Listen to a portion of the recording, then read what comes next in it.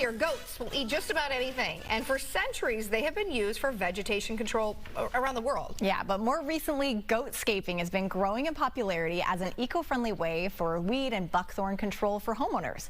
Garden Guy Dale Kay met up with a local goat herder to learn more.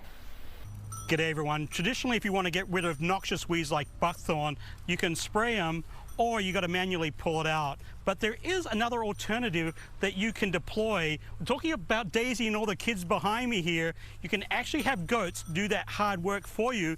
And amazingly, it's quite environmentally sound, but I really want to find out the nuts and bolts about how this whole process works. So Matt, tell me how you got into goats. We bought a property that was overgrown and I'd heard of the practice, and I convinced my wife to get a few goats and try it. So you bought this block of land and it was just a bunch of brush? Yeah, it was just a bunch of brush, and we wanted to be able to knock it down without eliminating everything and to be able to selectively choose what we wanted left. So the goats came through and they could graze it, and then we could see what was left behind. You mentioned like a neighbor drove past and... Yeah, a neighbor drove by on a four-wheeler and he stopped and came back when we were moving them one day, and he says, "I know what you're doing. Whose goats are these? I want to rent them." And that was actually my first customer. So explain the process of targeting grazing or selective grazing. What's all involved and how do you go about it? So we come through and we graze it so that way the woody species are defoliated, which is stressful on them. And then that gives a chance for the other herbaceous plants that are native to get sun and, get exposure, so that way they can grow up in the process while the woody species are trying to recover. And it's a repetitive, accumulative effect that wears down the root mass, which decreases the energy of the plant. It's really actually a really cool way to, weed or get rid of invasive species. Of course, buckthorn comes to mind right off the top of my head. What other invasive species do people want you to take care of? We could take care of garlic mustard is one of them. Dame's rocket is another. Those are ones you want to hit. A little more of a seed interruption, so that way they're not able to set seed.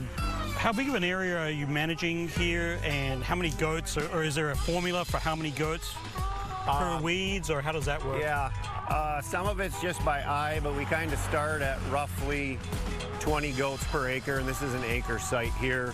We can graze that in roughly 6 to 7 days. Oh, that's pretty quick. Yeah. Now, when you have the goats and you bring them, do you like put them on a diet at home? So when they come in, they just like have at it?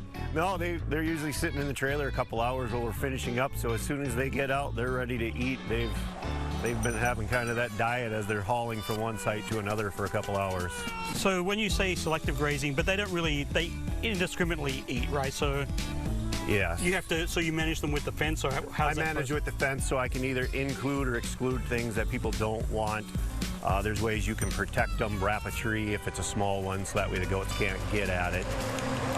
Noxious species that are toxic, they actually know on their own through sample and experience of just nibbling a little bit and realizing that was a bad idea. And what do people think, like when you're unloading like a herd of goats into the neighborhood, what do people say, or what are people's reactions? People are quite excited, You unload them, people come out of backyards and into neighbors that they've never met before, and you might have lived there a few years, and the whole neighborhood comes out and they're excited to see it. I've never seen anyone that excited when someone starts a chainsaw to cut the brush out. So. Right, and I guess environmentally it kind of makes sense, right? Yeah, using their natural instinct to help manage. There's a leader that has the bell. Explain that. The leader has a bell. It just helps a little bit with extra for predator deterrent, just that little extra jarring noise randomly. Predators don't like change or that noise. And then if they were to get out, not saying that that's a regular occurrence, but it's a secondary benefit if you can hear them because they are fairly silent. What are the three main benefits to having goats do this type of work? You don't have to use the chemicals to eliminate the buckthorn.